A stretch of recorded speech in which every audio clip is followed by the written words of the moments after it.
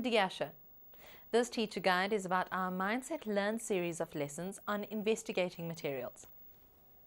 In this guide, we tell you what the series of lessons is about and how it links to the curriculum. We also discuss ideas for using the lessons with your learners. You may want to make notes, so have pencil and paper ready.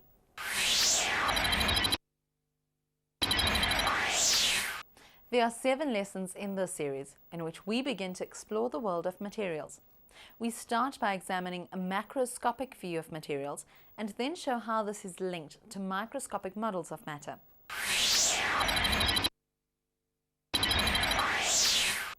This series of lessons links to the core knowledge strand of matter and materials. We have chosen to address the themes A.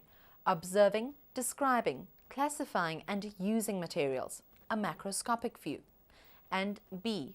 Particle substances are made up of, a microscopic view, in this series.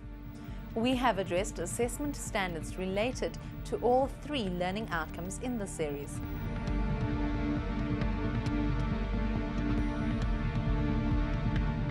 The learning outcomes and assessment standards for each lesson are stated at the beginning of each video lesson in the series. In addition, lesson outcomes linked to these are also given for each lesson.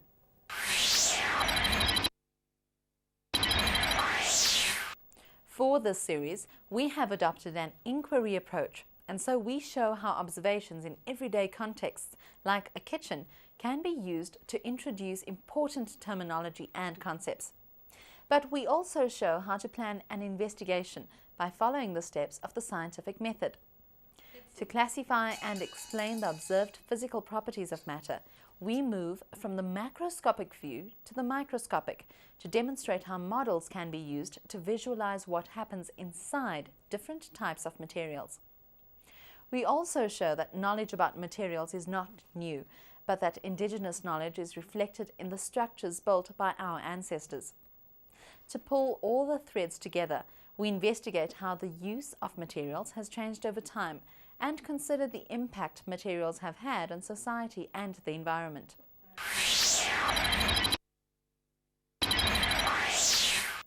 The success of these video lessons depends on the way you use them in your classroom. We suggest that you watch the lessons yourself as part of your planning. To get the full benefit of the lessons, your learners need to engage actively with the concepts presented. So, when you preview the videos, think about how to introduce each lesson and what follow-up activities will be useful. Also, watch out for places in the video where you could pause to have a class discussion or ask learners to complete an activity or solve a problem posed in the video. We have used this pause icon to suggest some of these places to you. As you watch each lesson, make a note of materials and other resources you might need to bring to the class. For example, thermometers, tubing made of different materials, and corks are required to investigate which substance is a better insulator in Lesson 2. Assessment is an important part of teaching and learning, and the lessons provide opportunities for a range of different types of assessment. When you pause the video for learners to do an activity, you can assess their understanding of key ideas in the video and adjust your lesson plan if necessary. The task provided at the end of each lesson is always linked to at least one of the lesson outcomes and thus provides you with a useful assessment opportunity.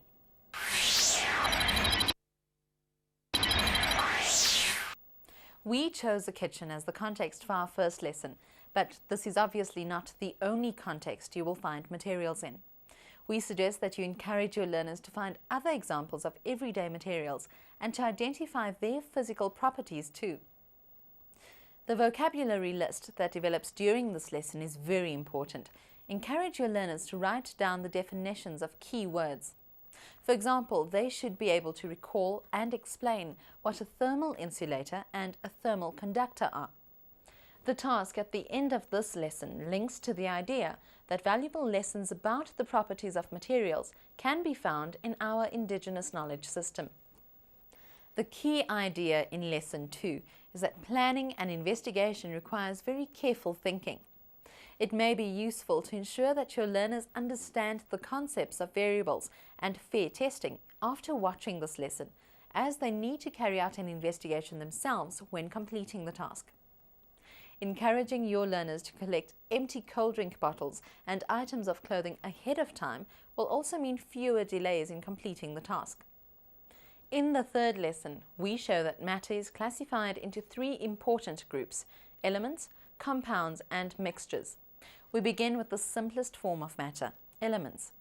We show that elements have different properties and use this opportunity to introduce the periodic table.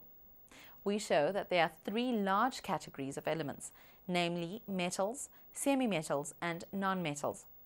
While introducing the idea of a compound, we ask the question, do you think we'll get a substance with some properties of each element, or will we have something totally different?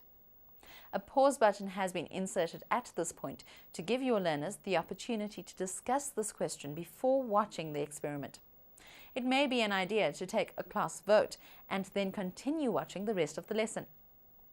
The crucial concept in each of the following three lessons is that there is a clear link between the physical properties that are clearly identifiable and the microscopic arrangement of particles in each substance.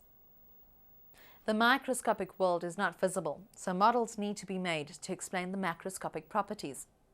We have used many different graphics and animations to illustrate these models, but you can get your learners to build their own models too.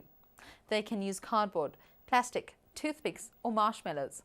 In the final lesson in this series, we show how human development has in fact been a quest to find better and more useful materials. This development shows the link between science and society very clearly and gives many opportunities for discussion about materials developed in the past and what may happen in the future. There's a set of lesson notes for this video series on our website. These notes give a summary of the key points of each lesson and the tasks and suggested task answers. More detailed teacher support for this series, including additional ideas for assessing your learners' progress toward the assessment standards, is also available on the website. We hope this teacher guide has given you a useful overview to this series and will help you to use the mindset resources when introducing matter and materials to your learners. Look out for the series on the atom that follows on from the series. Goodbye.